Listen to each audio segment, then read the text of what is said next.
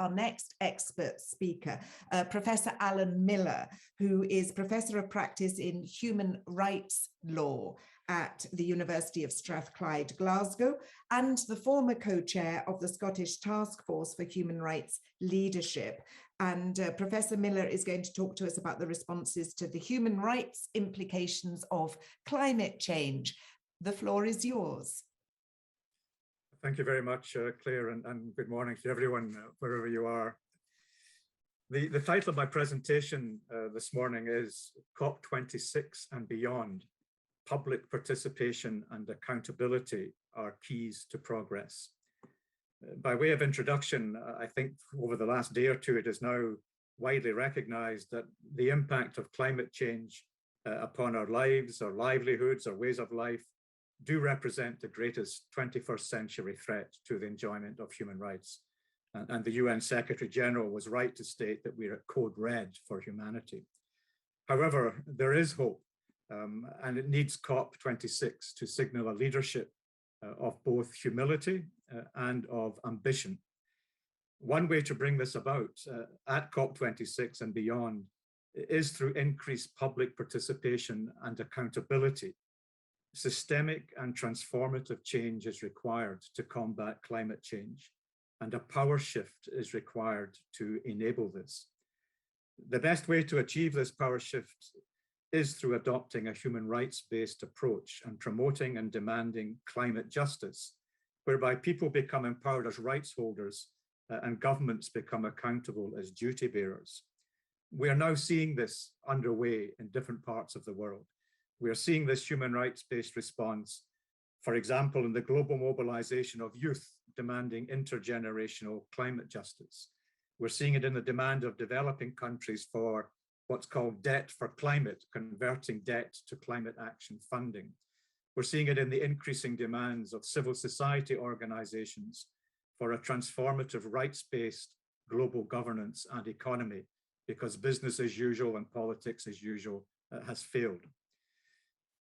The steps been taken by the UN to combat climate change are significant, but painfully slow, and are currently being constrained by those member states seeking to undermine multilateralism and prioritize their own perceived narrow self-interest. However, the tools do exist in the forms of the Sustainable Development Goals and the Paris Agreement, both of 2015. Most importantly, both of these international voluntary agreements align with governments' pre-existing UN Human Rights Treaty legal obligations, and if implemented through the public holding governments to account for these human rights legal obligations, then the Paris Agreement and the SDGs can together transform our world. At a national level, from my experience in working as an expert with the UNDP Crisis Bureau, the experience and emerging good practice of UN field presences in countries across all regions is demonstrating that this human rights-based approach, including increased public participation and holding governments to account for their human rights commitments, are the key barometers of progress in the realization of the SDGs, including on climate action and of the Paris Climate Agreement itself. At an international level, we're seeing this human rights-based response in a number of ways. For example, just this month, following a groundswell of public opinion and participation, the UN Human Rights Council adopted a watershed resolution recognizing the international human right to a clean, healthy, and sustainable environment. Under the same public pressure, it also established a mandate for the appointment of a special rapporteur for the promotion and protection of human rights in the context of climate change, who will monitor and make recommendations on how governments should best meet their human rights obligations to combat climate change. This month also has seen the UN Committee on the Rights of the Child become the first international body to break new ground in ruling that under the UN Convention on the Rights of the Child, governments do have an extraterritorial obligation to curb their emissions, which interfere with the human rights of children, their health and their well-being, who may live beyond their immediate borders.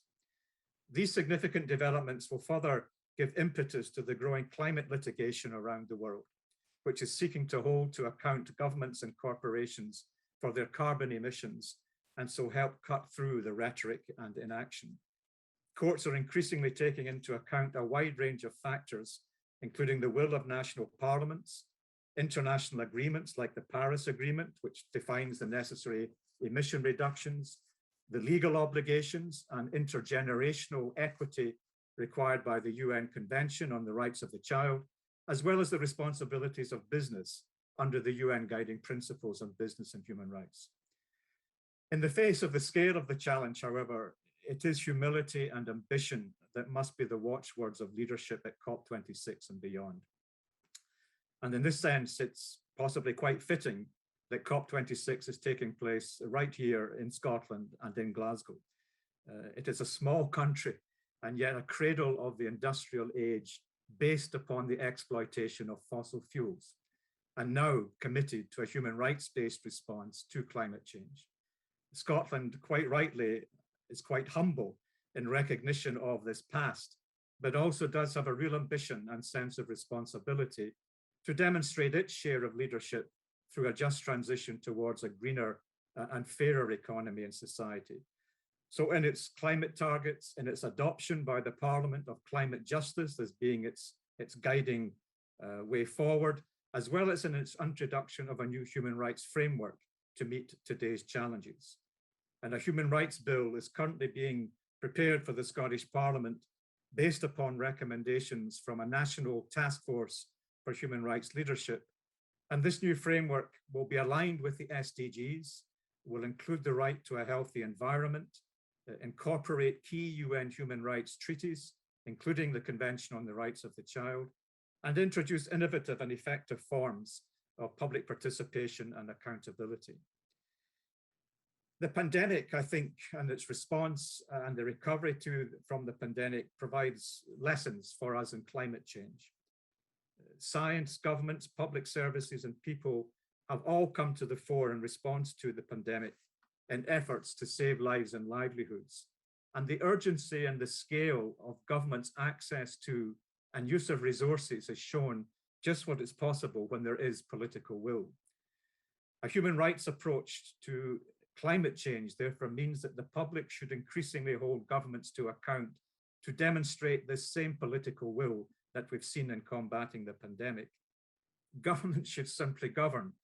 To govern is to respect and to protect humanity and our environment and enable the enjoyment of human rights and dignity for everyone, everywhere.